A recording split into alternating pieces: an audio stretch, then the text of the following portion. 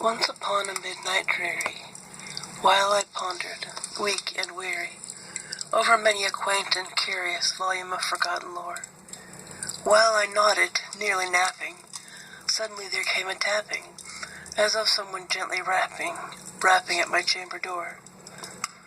"'Tis some visitor," I muttered, tapping at my chamber door. "Only this and nothing more." Ah, distinctly I remember, it was in the bleak December, and each separate dying ember wrought its ghost upon the floor. Eagerly I wished the morrow. Vainly I had sought to borrow from my books surcease of sorrow, sorrow for the lost Lenore, for the rare and radiant maiden whom the angels name Lenore, nameless here forevermore. And the silken, sad, uncertain rustling of each purple curtain thrilled me, filled me with fantastic terrors never felt before, so that now, to still the beating of my heart, I stood repeating, "'Tis some visitor entreating entrance at my chamber door, some late visitor entreating entrance at my chamber door. This it is, and nothing more." Presently, my soul grew stronger. Hesitating then no longer, "Sir," I said, "or Madam, truly your forgiveness I implore. But the fact is I was napping, and so gently you came rapping, and so faintly you came tapping at my chamber door, that I scarce was sure I heard you." Here I opened wide the door. Darkness there, and nothing more. Deep into that darkness peering, long I stood there, wondering, fearing, doubting, dreaming dreams no mortal ever dared to dream before. But the silence was unbroken, and the stillness gave no token, and the only word there spoken was the whispered word, "Lenore." This I whispered, and an echo murmured back the word, "Lenore." Merely this, and nothing more. Back into the chamber turning, all my soul within me burning. Soon again I heard a tapping somewhat louder than before. "Surely," said I, "surely that is something at my window lattice. Let me see then what thereat is, and this mystery explore. Let my heart be still a moment, and this mystery explore. 'Tis the wind, and nothing more." Open here I flung the shutter, when, with many a flirt and flutter, in there stepped a stately raven of the stately days of yore. Not the least obeisance made he, not a minute stopped or stayed he, but, with mane of lord or lady, perched above my chamber door. Perched upon a bust of Pallas just above my chamber door. Perched, and sat, and nothing more. Then this ebony bird, beguiling my sad fancy into smiling, by the grave and stern decorum of the countenance it wore. "Though thy crest be shorn and shaven, thou," I said, "art sure no craven. Ghastly, grim, and ancient raven, wandering from the nightly shore, tell me what thy lordly name is on the night's Plutonian shore." Quoth the raven, "Nevermore." Much I marveled this ungainly fowl to hear discourse so plainly, though its answer little meaning, little relevancy bore. For we cannot help agreeing that no living human being ever yet was blessed with seeing bird above his chamber door, bird or beast upon the sculptured bust above his chamber door, with such name as Nevermore. But the raven, sitting lonely on that placid bust, spoke only that one word, as if his soul in that one word he did outpour.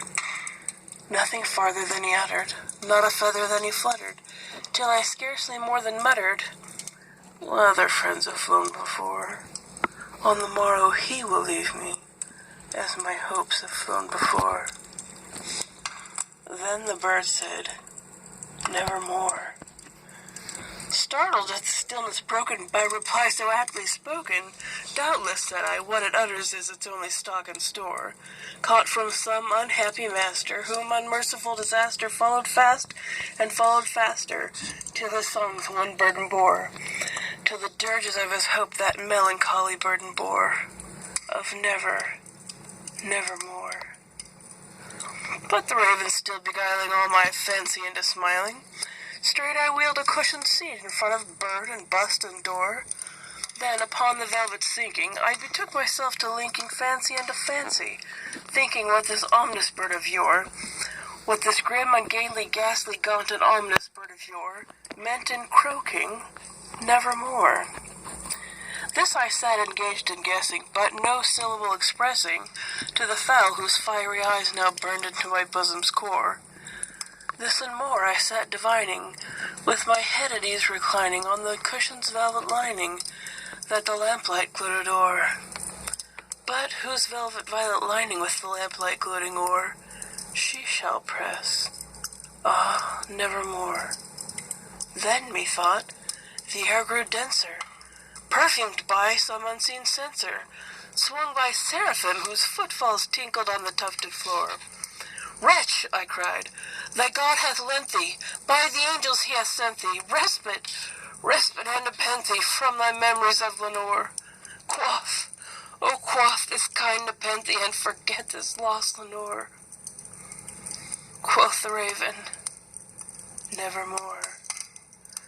Prophet, said I, thing of evil, prophet still if bird or devil, whether tempter sent or whether tempest tossed thee here ashore, desolate yet all undaunted, on this desert land enchanted, on this home by horror haunted, tell me truly, I implore, is there balm in Gilead?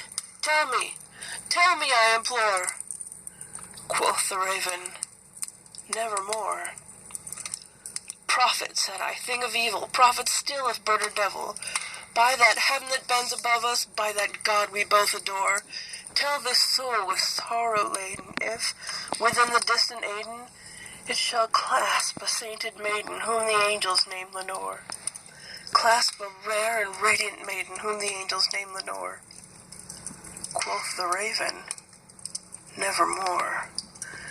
Be that word our sign of parting, bird or fiend, I shrieked upstarting. Get thee back into the tempest to the night's Plutonian shore. Leave no black plume as a token of that lie thy soul hath spoken. Leave my loneliness unbroken, quit the bust above my door. Take thy beak from out my heart, and take thy form from off my door. Quoth the raven, nevermore. And the raven, never flitting, still is sitting on the pallid bust of Pallas just above my chamber door, and his eyes have all the seeming of a demon's that is dreaming, and the lamplight o'er him streaming throws a shadow on the floor, and my soul from out that shadow that lies floating on the floor shall be lifted nevermore.